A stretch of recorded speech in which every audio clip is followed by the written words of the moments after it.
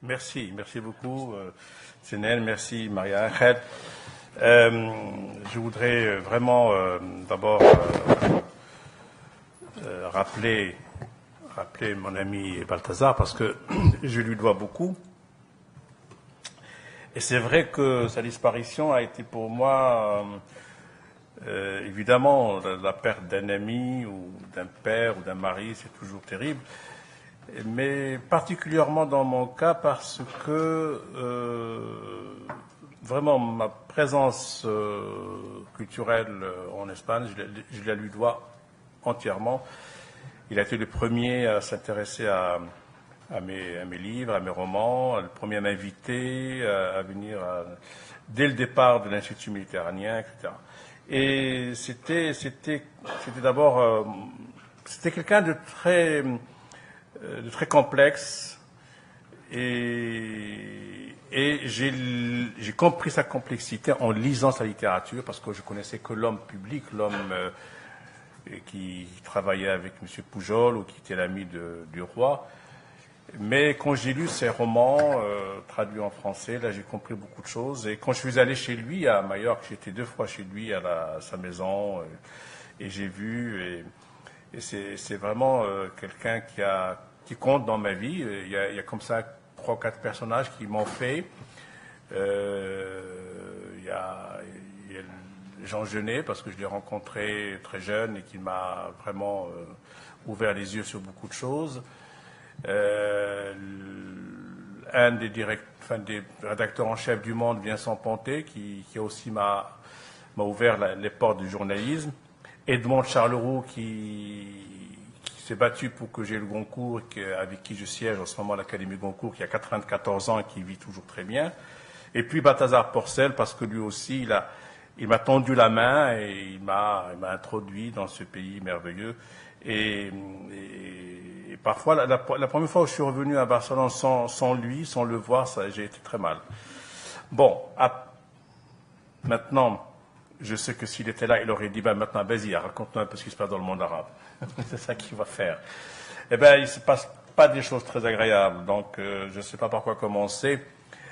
C'est curieux, mais avant-hier, j'étais à Tanger, et puis mon dernier fils, il va avoir bientôt 17 ans, et il est très préoccupé par ce qui se passe au Proche-Orient, même s'il est loin, à Tanger, on est loin.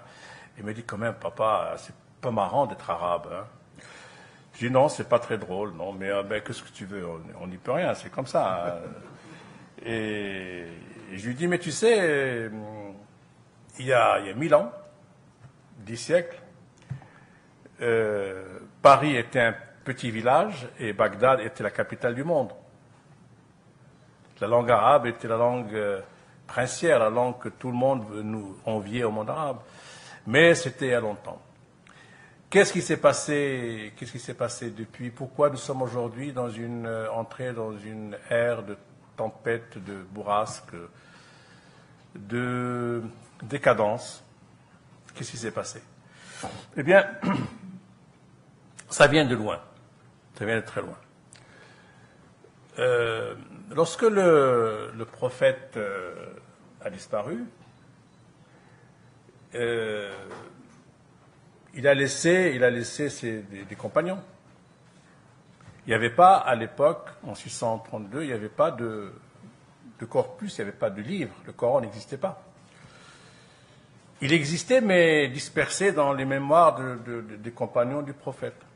Et pendant 20 ans, il n'y avait pas de livre. Bon, on sait aussi que pour l'Évangile, il y a eu plusieurs versions, ça dépend des compagnons de Jésus, etc. Mais on retrouve la même situation dans l'islam. Et alors, un des califes, c'est-à-dire des descendants du prophète, Othman, a réuni tous les compagnons, tous ceux qui ont entendu les versets du Coran récités par le prophète, et chacun a apporté ce que sa mémoire avait gardé. Et c'est comme ça qu'ils ont composé le livre. Mais pendant 20 ans, il n'y avait pas de livre. À partir de ce moment-là, bon, ils ont dû, en composant le livre, alors ils ont supprimé certains versets. Ils ont peut-être arrangé certains d'autres. Ils ont composé, ils ont fait un livre cohérent. Et à partir de ce moment-là, il y a eu des débats qui vont durer presque 100 ans. Comment lire le Coran? Comment interpréter le Coran? Comment comprendre le Coran? Alors, il y avait deux tendances, deux écoles, si vous voulez.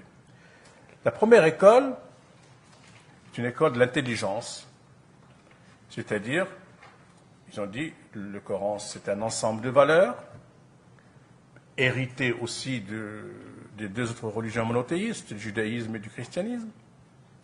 C'est un esprit plus que de choses concrètes, c'est plutôt une spiritualité, et qu'il faut le lire d'une manière métaphorique et symbolique. Et quand, par exemple, Dieu parle de la main de Dieu, il ne faut pas voir une main avec 5 doigts, il faut voir une valeur qui est au-dessus de nous. Bon, c'était je résume très vite parce que ça a duré 100 ans, les discussions.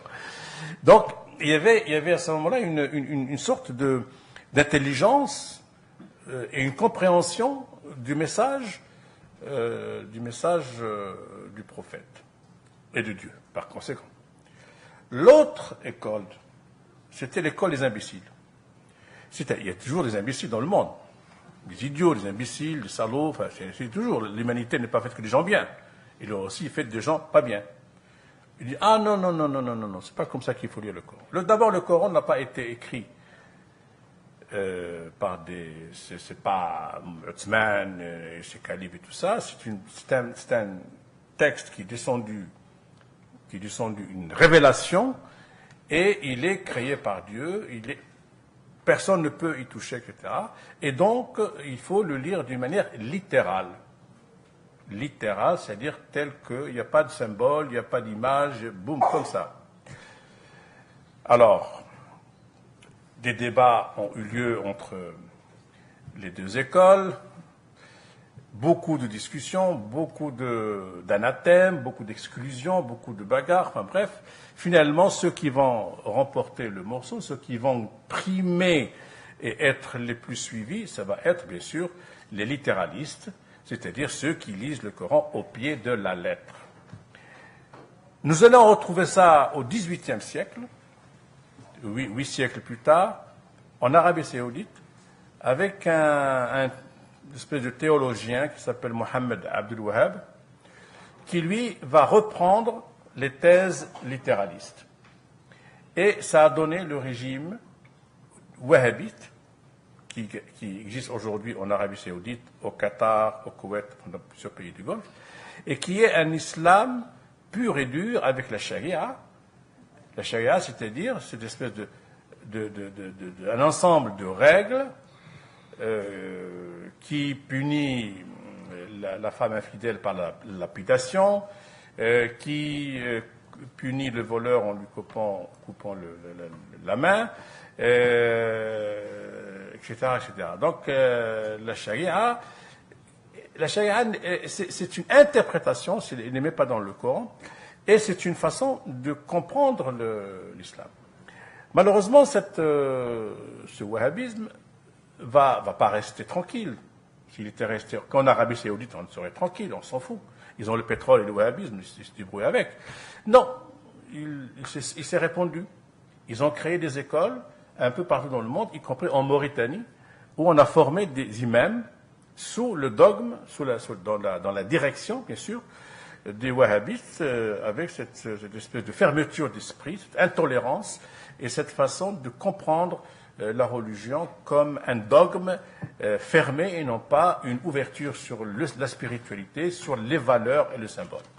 Et c'est ce que nous retrouvons aujourd'hui. J'ai fait un saut énorme. Ce que nous retrouvons aujourd'hui, en tout cas, l'islam dont se réclament les criminels qui tuent aujourd'hui en Syrie et en Irak, c'est cet islam-là. Or, cet islam-là n'existe pas. Cet islam-là, il a été totalement vidé de son contenu, de ses valeurs, et on n'a gardé que l'enveloppe qu'on a un petit peu arrangée pour mener une sorte de guerre dont on ne sait pas la direction ni le sens. Aujourd'hui, vous avez des hordes sauvages, de barbares, qui ont débarqué en Irak. Ils ont occupé Mossoul, ils ont occupé Tikrit, ils ont occupé une partie du nord de l'Irak. Et l'occupation signifie d'abord l'exécution de tous ceux qui ne sont pas de leur obédience, c'est-à-dire eux, ils sont sunnites, et ils ont commencé par assassiner tous les chiites qu'ils rencontraient sur leur chemin. Donc, ça n'a rien à voir avec la religion. On est dans une guerre où il y a des intérêts, où il y a les principaux intérêts, c'est le trafic de drogue et le trafic des otages. Les otages sont devenus une denrée très importante. On prend surtout quand on est journaliste et occidental, c'est un bon otage. On ne va pas prendre un otage yéménite, personne ne va le défendre, le pauvre yéménite. Mais on va prendre un anglais, un français, un espagnol, un italien, pourquoi? Parce que ce sont des individus qui existent et qui sont reconnus dans leur pays et qu'on ne va pas abandonner un citoyen de son pays parce qu'il est pris en otage. Donc ils savent très bien la différence entre les deux sociétés et ils frappent là où il faut. Et avec ces otages, ils ramassent des rançons énormes avec lesquelles ils achètent les armes et tout ça. Mais dans le cas du mouvement, on appelle Daesh, c'est-à-dire le mouvement pour une république islamique en Irak et au Chem, le Chem c'est le nom arabe de Syrie, eh bien avec ce mouvement-là qui trouve que Al-Qaïda était un peu à gauche, hein, et pas un peu gentil. Donc ils sont un peu plus extrémistes qu'Al-Qaïda. Et c'est un mouvement qui s'est imposé sur la scène du Proche-Orient par sa cruauté. C'est-à-dire à celui qui va décapiter le maximum de têtes, à celui qui va démontrer les têtes comme ça à la main. Enfin bref, c'est l'horreur absolue. Et nous en sommes aujourd'hui là. Et ça, alors évidemment, on peut dire c'est loin. Non, c'est pas loin. Ça se passe à côté de chez nous parce que avec ces armées qui sont très bien organisées, bien entraînées, je ne sais pas d'ailleurs qui finance tout ça, parce qu'il y a bien sûr l'argent volé dans les banques. À Mossoul, ils ont volé quelques 400 millions de dollars qu'ils ont trouvés dans la banque. Mais avant, ils avaient quand même beaucoup d'argent, des armes qu'ils ont volées soit en Libye, soit en Irak, soit en Syrie. Mais quand même, ils sont financés. On ne sait pas qui les finance, qui est derrière, mais c'est un mystère. Je disais, ça nous concerne parce que ces gens-là, ils ont dans leur rang, parmi leurs soldats, et des mercenaires qui viennent d'Europe. Ce sont des jeunes européens, soit d'origine maghrébine, musulmane ou pas, mais on a compté rien qu'en France 700 jeunes Français qui sont engagés en Syrie dans ce mouvement-là, parce qu'en Syrie, il y a plusieurs mouvements qui se battent. Il y a la Qaïda, il y a le mouvement Nasr, qui est aussi extrémiste, mais le plus radical, c'est celui qui veut instaurer la République islamique en Irak et au Chem, c'est en Syrie. Donc, il y a des jeunes qui sont avec ces barbares aujourd'hui et qui, un jour ou l'autre, vont rentrer en Europe chez eux. Comment ils vont rentrer, je ne sais pas. Ils vont rentrer à pied. Ils vont passer par la Turquie, ils vont passer par Genève. Et de Genève, ils vont débarquer à Roissy ou à Madrid, à Paris ou à Madrid. Et puis, quand vous débarquez tout à l'heure, je suis arrivé à Barcelone, la douane m'arrête et me dit, vous venez d'où, monsieur? J'ai dit, de Paris. Ah, de passé. Venant de Paris, je ne peux pas être dangereux. Si quelqu'un vient de Genève, on ne va pas l'arrêter. Mais s'il vient, bien sûr, de Beyrouth, attention, on peut passer là. Évidemment, ils ne sont pas bêtes. Ils passent par ils font un grand tour avant de rentrer et commettre des attentats en Europe. Voilà pourquoi le printemps, ce qu'on a appelé, un peu abusivement, à mon avis, le printemps arabe, est en train de pourrir et de se transformer en une situation qui est très très inquiétante parce que ce n'est pas rien que d'installer une république djihadiste à la place de l'Irak d'aujourd'hui. Évidemment, on peut revenir à Saddam, à l'époque de Saddam, on peut revenir aussi à ce qu'a fait l'autre criminel qui s'appelle George Bush, qui lui est tranquille dans son ranch au Texas en train de peindre ses animaux, il peint ses chiens et ses chats parce que ça le détend, au lieu d'être devant un tribunal. Alors je ne comprends pas, parce que actuellement au tribunal pénal international de La Haye, il y a Laurent Gbagbo, l'ancien président de la Côte d'Ivoire. Il est en train d'être jugé pour 4 crimes contre l'humanité, il a causé 4 crimes. Et puis celui qui a commis des milliers de crimes contre l'humanité, George Bush, il n'est pas inquiété, il est tranquille chez lui. Alors je ne comprends pas. Et c'est vrai que lorsque c'est un Africain, évidemment l'Africain, je n'ai aucune sympathie pour Laurent Gbagbo, il faut qu'il réponde à la justice, mais il ne faut pas qu'il y ait de poids, de mesure. Il ne faut pas qu'on, d'un côté, on juge Gbagbo, qui est certainement coupable, et on laisse en paix M. Bush, qui est un grand criminel, parce qu'il a intervenu en Irak d'une manière illégale, sans les Nations Unies, et surtout avec un gros mensonge qui était les armes de destruction massive qui n'ont jamais existé. Donc, mais il a détruit ce pays, il a complètement détruit, déstructuré, il a volé son pétrole et tout, et aujourd'hui, il est tranquille. C'est cette impunité, il faut comprendre bien ça, cette impunité, c'est cette impunité-là qui fait qu'aujourd'hui, des jeunes enfants d'immigrés, maghrébins ou africains, se révoltent et partent combattre en Syrie. Parce qu'ils disent, comment est-ce possible? Eux, ils peuvent tout faire. Je ne parle pas de ceux qui ont été en lavage de cerveau, qui sont partis recruter.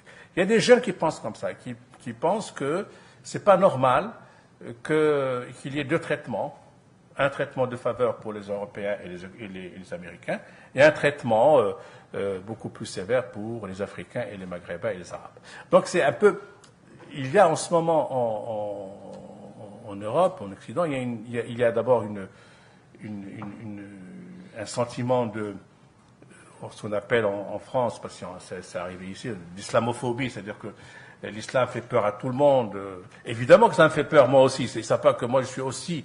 j'ai la trouille quand je rencontre des gens comme ça avec des barbes et des sabres. Ça existe, ils tuent, ils tranchent les têtes. Mais bien sûr qu'on a peur.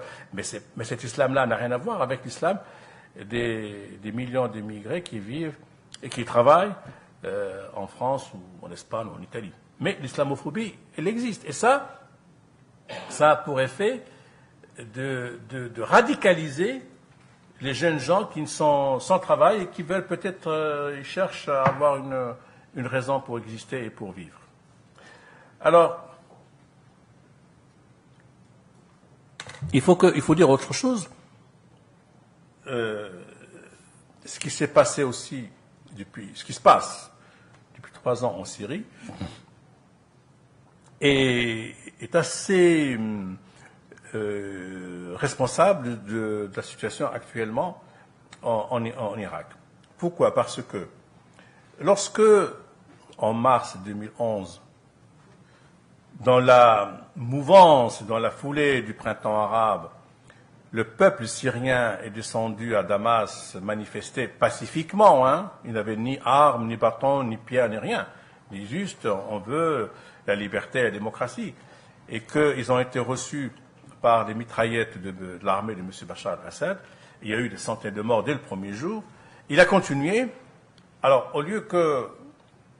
c'est quelque chose d'impensable. Je ne sais pas, si demain les indignés sortent à la place del Sol à Madrid et que le gouvernement envoie l'armée qui les retire dessus, il y aurait un énorme scandale. Je pense que quelque chose, l'Espagne ne pourra pas s'en sortir comme ça. Il y aurait une intervention. Ben non. En Syrie, ils ont laissé faire. Ils ont laissé faire. Je parle au début, parce qu'au début, il n'y avait pas la thèse des islamistes et tout ça. Et les Européens, ni les Américains, n'ont pas aidé les jeunes démocrates, les laïcs, les opposants qui étaient d'ailleurs pour la plupart exilés en Europe et en Amérique, qui sont rentrés pour faire la révolution, comme les Tunisiens et comme les Égyptiens et comme les Libyens, eh bien, on les a lâchés, on les a complètement abandonnés. Et c'est là où va intervenir un personnage extrêmement dangereux, qui s'appelle Vladimir Poutine, qui lui va tracer, va donner la stratégie à suivre à Bachar al-Assad. La première stratégie, l'idée géniale qu'a eu Poutine, c'est d'infiltrer la rébellion laïque par des islamistes, par des djihadistes.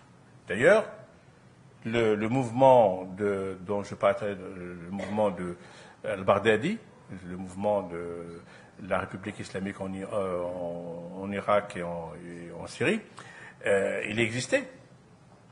Il existait en Syrie.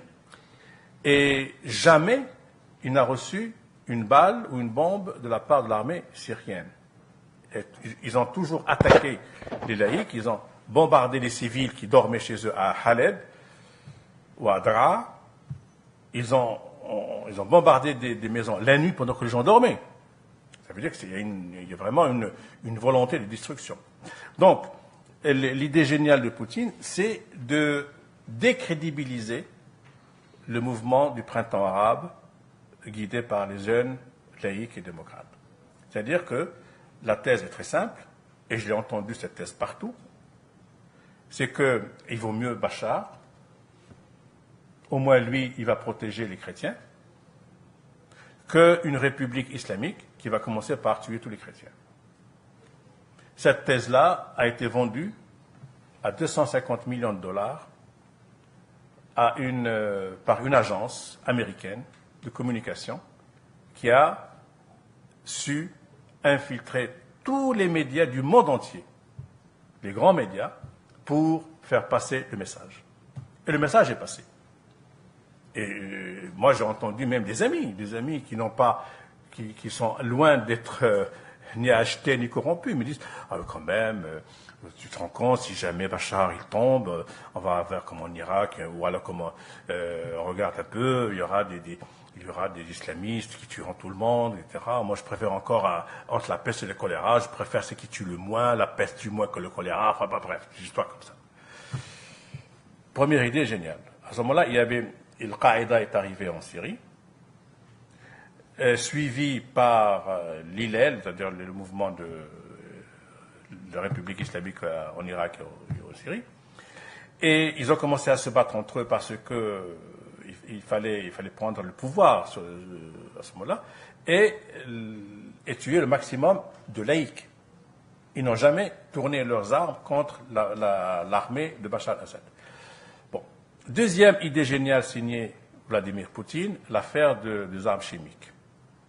Génial. Il y a un an, bientôt, au mois d'août prochain, ça fera un an, Bachar utilise le gaz chimique.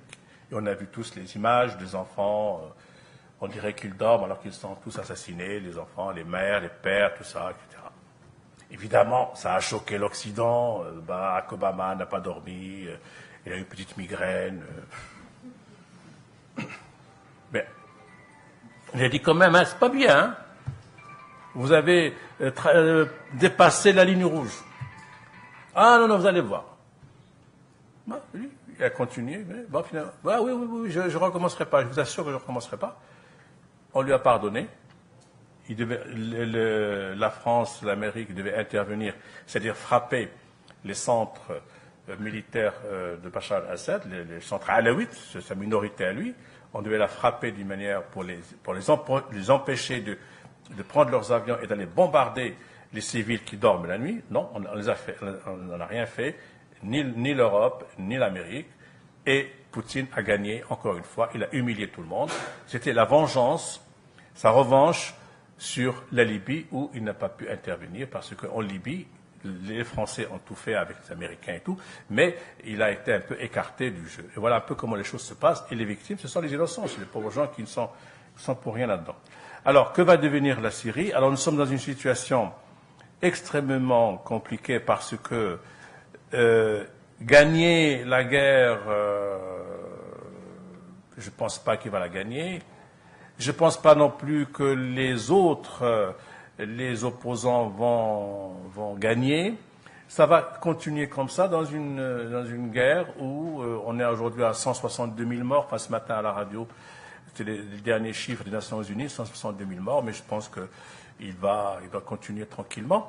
Et il s'est fait élire à 95% comme chef d'État, sans aucun problème. Donc on est dans l'absurde. Je suis désolé d'en parler avec un peu d'ironie, mais c'est l'absurde, c'est la burlesque et c'est la tragédie. Alors, laissons... Donc là, il n'y a pas de printemps, il n'y a que du sang. On ne parle même pas, on ne sait pas ce que ça va devenir. Pour le moment, l'Irak est réellement menacé, ils ont tué beaucoup de gens. Je ne sais pas ce qui va se passer en Irak, si on va avoir une espèce d'Afghanistan arabe, sunnite, parce que il faut dire que Nour el-Maliki, le Premier ministre irakien, qui est chiite, a été aussi stupide que Morsi en Égypte. C'est-à-dire la première chose qu'il fait, il se met à être sectaire, à privilégier ses copains chiites. C'est-à-dire qu'il a créé un petit peu, il a créé, il a surtout nourri la haine des chiites et des sunnites par son comportement, le fait de placer ses amis dans les postes importants, de mépriser les sunnites, de ne pas leur donner leurs droits, etc. Il a un petit peu ouvert les brèches pour cette guerre civile qui est en train de se préparer. Et un peu, vous savez, c'est comme ce qui s'est passé au Rwanda entre les Hutus et les Tutsis. C'était ça un peu, c'est une question d'humiliation des uns par rapport aux autres. Alors de là, on passe à l'Égypte. Bon, l'Égypte. Tout à l'heure, je disais à CNN, quand même, je ne vais pas vous désespérer, mais il y a quand même des choses positives dans tout ça. La première chose positive que j'ai constatée, que nous avons tous constaté, c'est que l'islamisme a démontré son incompétence. Il n'est pas capable de gouverner. En Tunisie, il a échoué. En Égypte, il a échoué. Au Maroc, au Maroc, c'est pas un islamisme, c'est très, très, très light. C'est pas un islamisme virulent, ni radical, ni violent. Donc, il compose avec les communistes, il compose avec le roi. Bon, c'est un peu, c'est pas vraiment. Mais les quelques ministres islamistes, quand ils font des déclarations, sont souvent critiqués parce qu'ils disent des choses un petit peu ridicules. Enfin, on se moque d'eux. Enfin, c'est pas important. Mais ce qui est important, c'est qu'en Tunisie, ils ont été écartés du pouvoir, et la Tunisie, c'est le seul pays où quand même il y a une bonne nouvelle. Il y a une constitution qui a été faite par une assemblée formidable, et c'est la constitution la plus progressiste du monde arabo-musulman. Il n'y a pas un seul pays arabe ni musulman qui peut dire qu'il a une constitution pareille. Ça, c'est historique. Ça, c'est un point positif, parce que quelle que soit l'évolution du régime tunisien, le texte a été approuvé par le Parlement. Il est là. On ne peut pas le changer, sauf si, évidemment, on fait un référendum et on change tout. Mais ça peut arriver. Mais pour le moment, la Tunisie s'en sort le mieux. Elle s'en sort le mieux. Et évidemment, c'est un pays beaucoup plus des dimensions plus réduites. C'est pas l'Égypte. L'Égypte, il y a 90 millions d'habitants. Il y a des problèmes démographiques énormes. Il y a une corruption terrible. Il y a plein de choses qui font qu'il est très difficile de comparer la Tunisie et l'Égypte. Troisième point positif dans tout ça, c'est que les peuples arabes, les gens n'ont plus peur de descendre dans la rue pour réclamer des valeurs. Ils descendent dans la rue au risque de perdre leur vie pour se manifester et demander à ce qu'on respecte l'individu, à ce qu'on respecte la liberté et qu'on donne la démocratie. Sauf que la démocratie, ce n'est pas une technique, c'est une valeur, et qu'il faut une pédagogie qui commence dès l'école primaire pour apprendre aux enfants ce que c'est que la démocratie. Et ça commence par la reconnaissance de l'individu et par la justice vis-à-vis des femmes, parce que tant qu'on sous-estime ou qu'on méprise la femme, on ne peut pas dire que nous avons une démocratie. Donc, ce sont les 3 points positifs, c'est quand même pas mal. Bon, dans cette espèce de bain de sang qui règne en Irak et en Syrie, il y a quand même des choses positives qui sortent.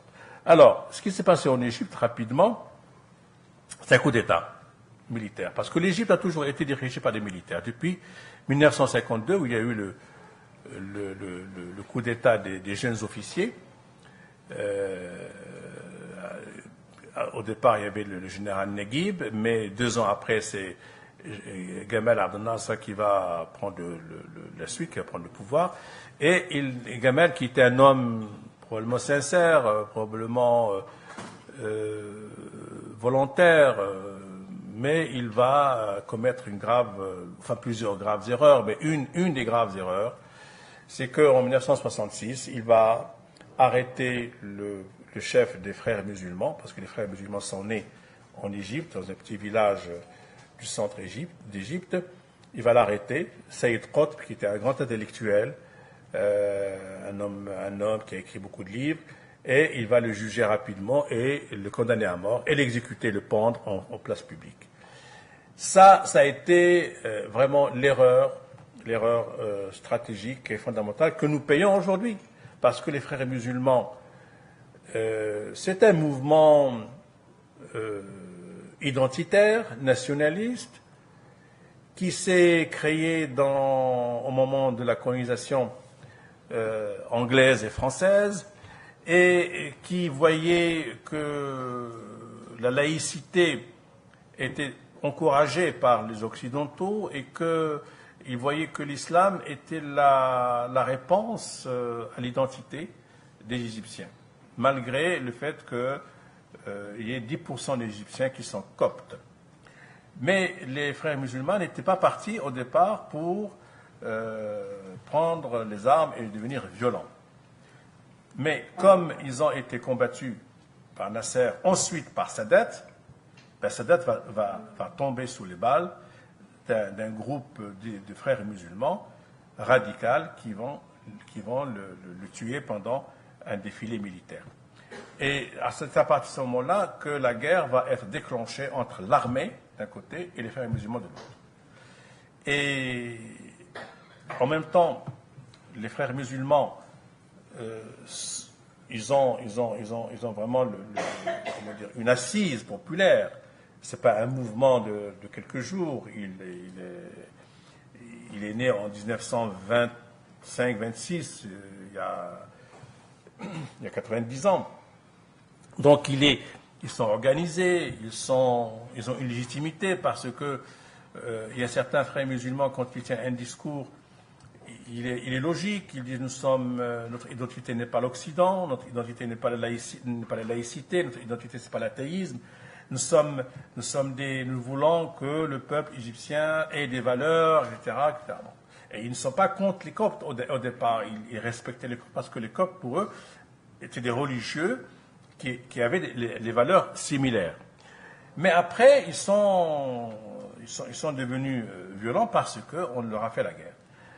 Bon, je vais vite. Après le renvoi de Moubarak, eh bien, eux qui n'avaient pas participé à la révolution égyptienne, ne fait aucune manifestation, vont se présenter aux élections, ils vont gagner. Mais encore une fois, ce ne sont pas des élections démocratiques, parce qu'encore une fois, ce n'est pas parce qu'on va voter qu'on est démocrate. Le vote, c'est une technique, c'est un des aspects de la démocratie. Mais la démocratie, ce sont des valeurs qu'il faut acquérir et digérer et mettre dans la mentalité. Il faut que ça rentre dans la tête. Il n'y a pas eu le temps que ça rentre dans la tête. Alors, Morsi est élu président. Il va faire comme tous les présidents arabes, c'est-à-dire il va s'arroger tous les pouvoirs. Tout. Il va faire ce qu'il veut. Et il va arrêter tous les jeunes de la place Tahrir.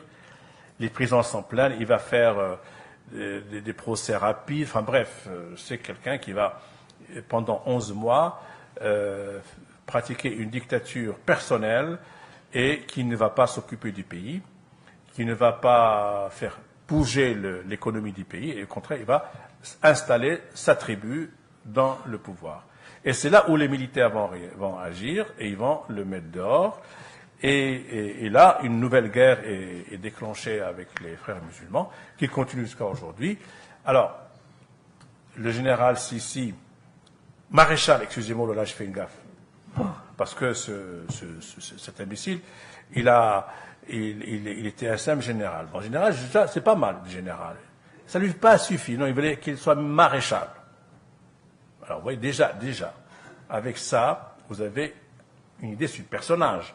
Quelqu'un qui arrive au pouvoir dans un pays arabe, avec toutes les situations compliquées, avec la démographie galopante, avec la misère, la pauvreté terrible, la corruption dans tous les domaines. Il arrive, au lieu de se mettre au travail, il s'auto-proclame maréchal. Or, pour être maréchal, il faudra faire au moins une guerre et l'avoir gagnée. Bon, la seule guerre qu'il a faite, c'est peut-être contre les frères musulmans, et encore, il n'a pas gagné puisque les attentats continuent. Donc, M. Sissi est devenu maintenant président de la République. Il est militaire comme les autres, et là, il commet les mêmes erreurs que Nasser, c'est-à-dire qu'il a fait arrêter à peu près une fournée de 500, après une fournée de 700, enfin 1200 à peu près militants frères musulmans, tous condamnés à mort. Curieux. Et approuvé, bien sûr, par le moufti du Caire, qui a dit oui, après tout, je ne vois pas d'inconvénient, etc. Donc, c'est une invitation à la guerre civile. Je ne sais pas si le régime va les exécuter, mais le fait même de les avoir condamnés à mort prouve qu'il y a un exercice de pouvoir abusif et que ça n'a rien à voir avec la démocratie ni le printemps arabe. Et il a fait la même chose avec un simple journaliste, blogueur qui a un blog très lu, et qu'il a été condamné à 15 ans de prison. C'était la semaine dernière. C'était vraiment horrible parce que cet Égyptien n'a rien fait, il n'a tué personne. Il a tout simplement fait des articles un peu comme ce que je fais maintenant, un peu ironiques sur le maréchal, etc. Voilà. Donc la situation actuelle de l'Égypte, c'est une situation où les militaires sont au pouvoir, où il y a une lutte à mort contre les frères musulmans et contre la gauche, c'est-à-dire tous ceux qui défendent des idées de progrès et de démocratie et de laïcité. Donc on est dans une espèce de désordre et de chaos terrible, financé par l'Arabie Saoudite, le Qatar et le Koweït. 16 milliards. Bon, c'est pas mal. Alors, l'Égypte ne va pas bien. Et alors qu'est-ce qu'il nous reste? On a fait un peu le tour. Peut-être, on va parler un peu du Maroc, peut-être. Non, le Maroc, il va bien, avec évidemment des problèmes, toujours, bien sûr que... On dit la Libye. Mais alors, on ne va pas pleurer, là, parce que la Libye, c'est une catastrophe absolue. La Libye, c'est quoi la Libye? C'est pas un État. La Libye n'est pas un État. C'est pas de leur faute, les pauvres. Ils avaient une espèce de roi Idriss complètement comateux, dans le coma, même s'il parlait. Et puis arrive un jeune éphèbe qui voulait devenir acteur de cinéma, parce que Kadhafi, son projet, quand il était jeune, c'est de devenir comédien, acteur de cinéma. Il a envoyé sa photo à Kawakib. Vous savez, Kawakib, c'était le journal des People à l'époque en Égypte, où on montrait tous les acteurs, les actrices, tout ça. Machin. Bon, bref, ça n'a pas marché, donc il fait la politique. Il a fait un coup d'État. Mais pendant 42 ans, moi j'étais en Libye, j'ai vu, il a bloqué tout le pays.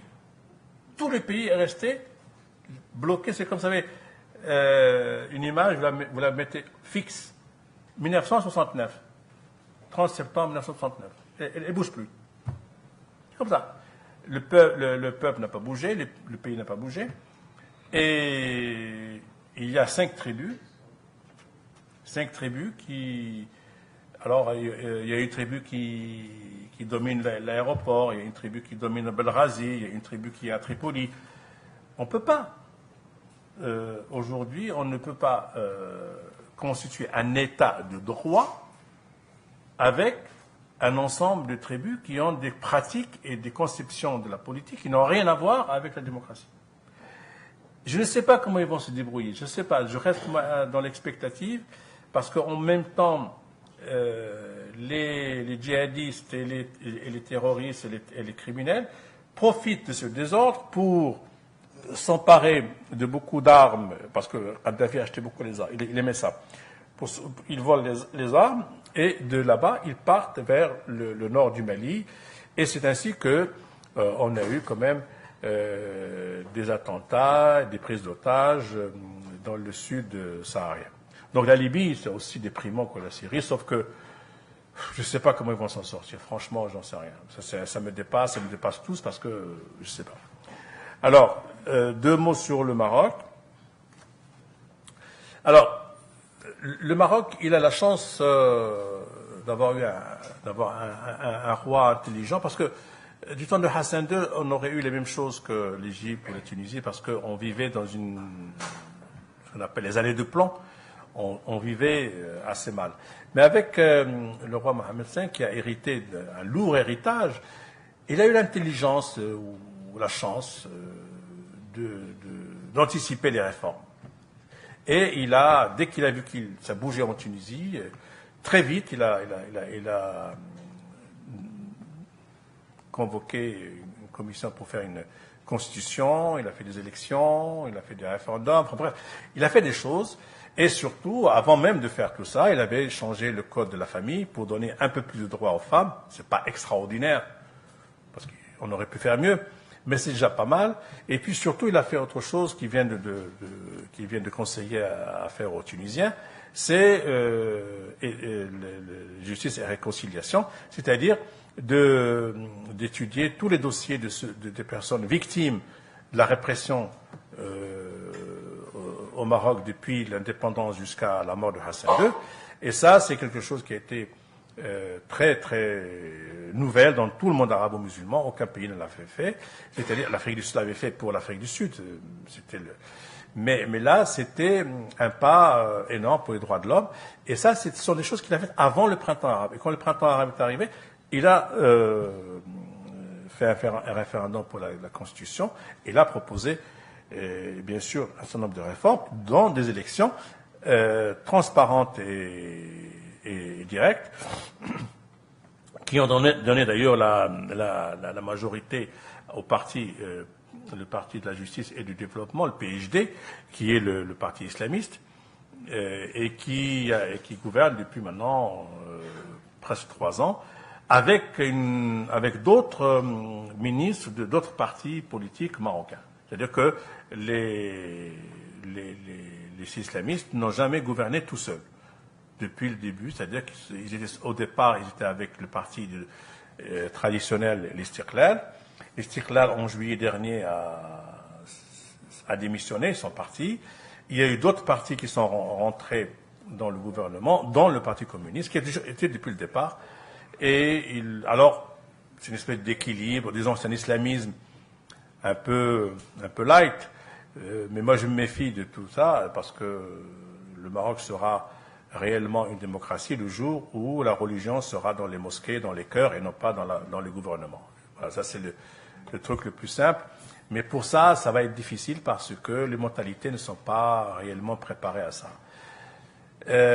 Alors, le roi a misé sur les investissements, il a investi énormément dans le pays, il a changé beaucoup de choses. Mais les problèmes restent, bien sûr, bien sûr. Il y a le problème des inégalités, le problème de la justice, le problème de la santé, l'éducation. Tout ça, ce sont des problèmes. Mais disons que c'est un pays qui a fait l'économie d'une vraie révolution. C'est-à-dire, on ne sait pas ce que ça aurait donné. Et puis qui arrive quand même, malgré tout, à une stabilité politique qui est essentielle pour que l'économie fonctionne. On a besoin que l'économie fonctionne. On est à entre 2 et 3% de croissance, qui est pas mal. Mais en même temps, disons que les choses avancent, mais nous restons tous vigilants. C'est-à-dire que je ne donne pas un certificat de bonne conduite à 100%, je regarde, j'observe. Quand il y a quelque chose de positif, je dis c'est bien. Quand il y a quelque chose qui ne va pas bien, je dis non, ça ne va pas. Et ça, c'est un peu ce que fait la presse actuellement, la presse marocaine. Dans son ensemble, est assez libre, à condition de ne pas toucher la personne de la famille, la personne royale, parce que c'est comme ça, il ne faut pas toucher, il faut pas. Vous ne touchez pas au roi, à sa vie privée, à ses enfants, etc. Vous pouvez tout dire. Et d'ailleurs, la presse marocaine ne se gêne pas du tout de critiquer à longueur de journée les gouvernements, les ministres, les walis, les gouverneurs, les maires. Enfin bon, bref, ça c'est devenu. Il y a une espèce de liberté qui est comme ça, mais il y a quand même. Il ne faut pas toucher à la famille royale, il ne faut pas toucher. Il ne faut pas toucher au Sahara, parce que le Sahara est marocain, on ne peut pas imaginer qu'il ne le soit pas. Et puis il ne faut pas toucher non plus à l'identité islamique, il ne faut pas non plus insulter la religion musulmane. C'est ça qui sont les 3 tabous qu'il ne faut pas toucher dans la presse, sinon la presse a la liberté de dire tout ce qu'elle veut, et si elle diffame, elle est poursuivie pour diffamation, c'est tout. Mais cela dit, c'est quand je vois ce qui se passe actuellement, en tout cas ne serait-ce qu'au Maghreb, bon, la Tunisie s'en sort, l'Algérie c'est la muette totale, on ne sait pas ce qui va se passer, on ne sait pas ce qui se passera, on a vu comment Bouteflika a été élu, dans quelles conditions, tout ça. Bon, je ne vais pas de commentaires parce que je suis marocain, on m'a dit que celui-là il est anti-algérien, mais disons que quand même l'Algérie nous pose un problème parce qu'on aurait tellement aimé constituer une entité maghrébine, une union du Maghreb qui existe sur le papier mais qui n'existe pas en concret, parce que il y en a marre de ces divisions, il y en a marre de ces espèces d'adversités stupides. Il faut que les Maghrébins, vraiment, c'est le moment de se donner la main et de constituer une entité forte, ne serait-ce que pour négocier avec l'Europe. Parce que l'Europe, en ce moment, qu'est-ce qu'elle fait? Eh bien, maintenant, les tomates marocaines, ils n'ont plus le droit d'arriver en Europe. Les agrumes marocains, ils sont bloqués, la pêche. Mais si on était unis, si on avait une entité de 5 pays forts, structurés, indépendants, libres et démocratiques, je crois qu'on sera vachement respecté par l'Union européenne et par tout le monde. Mais malheureusement, il y a des divisions, comme dans tous les mondes arabes, il y a des adversités, il y a des animosités qui font que, on est comme ça, et malheureusement, on est loin d'arriver à cette unité du Maghreb, qui pourrait être tellement, tellement utile pour les Maghrébins eux-mêmes. Je vous assure que s'il y avait cette unité, qu'il y avait un véritable échange économique entre les 5 pays ou 3 pays, peu importe, il n'y aurait pas un seul Maghrébin qui viendrait chercher du travail en Europe. Il n'y aurait pas d'immigrés, c'est fini. L'immigration sera terminée. Pourquoi? Parce que l'Algérie est très riche. Elle a le pétrole, le gaz, elle a les moyens des milliards et des milliards qui dorment dans des banques. Elle peut faire beaucoup de choses au Maghreb. Le Maroc a l'énergie, la volonté. Il n'a pas de richesse extraordinaire, mais la Tunisie a la volonté. Enfin, on peut faire beaucoup de choses. Malheureusement, il y a des blocages qui sont stupides et que nous dénonçons tous, Algériens comme Marocains. À chaque fois que je retrouve mes amis intellectuels ou écrivains algériens, on se dit, oh là là, ils sont stupides, ces dirigeants. Et nous déplorons cette situation. C'est dramatique. Voilà, j'avais pris des notes, mais finalement, je ne les ai pas utilisées. C'est bon, là? Oui, on peut avoir. Voilà.